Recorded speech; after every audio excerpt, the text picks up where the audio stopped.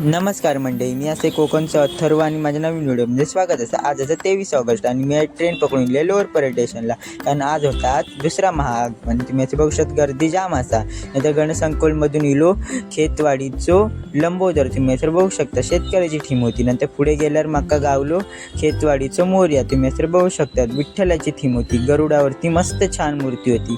नंतर त्या बघून गेल्यावर मी पुढे गेले तेव्हा माका भेटलो मुंबईचा एकता राजा. तुम्ही ते बघू शकता, नरसिंहाचा अवतार होता. नंतर मागे आल्यावरती मला भेटला वरळीचा गणराज. तुम्ही तर बघू शकतात. नंतर बघत बघत मी गेले पुढे, गर्दी जाम झाली होती. नंतर थोड्याच वेळात इलो पंचशीलचा विघ्नहर्ता. तुम्ही तर बघू शकतात, किती मस्त मूर्ती होती माशावरची. नंतर थोड्याच वेळात आगमन झाला लेबर कॅम्पच्या सुखकर्त्याचा. मस्त रामाचा अवतार होता, तुम्ही बघू शकतात. नंतर थोडंच पुढे गेलं, इथे झालं सूरजच्या एका गणपतीचं आगमन. तुम्ही तर बघू शकतात. नंतर ता झाल्यानंतर गणसंकुलमधून इलो काळा चौकीचा महाराजा. मूर्ती मस्त होती. नंतर मी गेले परळ वर्कशॉपच्या इथे, कारण थैसर होतं दुसरं आगमन. थोड्याच वेळात झाला मुंबादेवीचा गणराजचं आगमन. तुम्ही तर बघू शकतात, भव्य दिव्य मूर्ती. नंतर ता झाल्यावर मागून इलो TJ रोडचा राजा.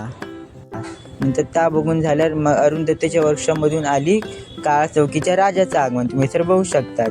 नंतर गणसंकुलच्या हैसून झाला ठाकूरद्वारच्या राजाचं आगमन. मूर्ती एकदम मस्त होती आणि ती सिंहासनावर बसलेली होती. नंतर ज्याची वाट बघू होती त्याचं आगमन झालं, तोच म्हणजे परळचा सम्राट. तुम्ही बघू शकतात, मस्त दिव्य रूप होतं आणि त्यासाठी खूप मोठे आकर्षण पण बोलवले होते. तुम्ही असं बघू शकतात.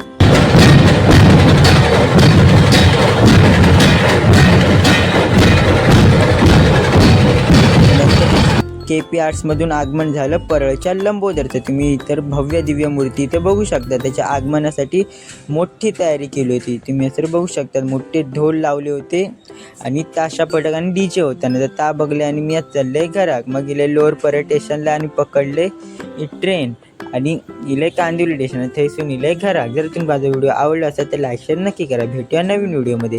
धन्यवाद.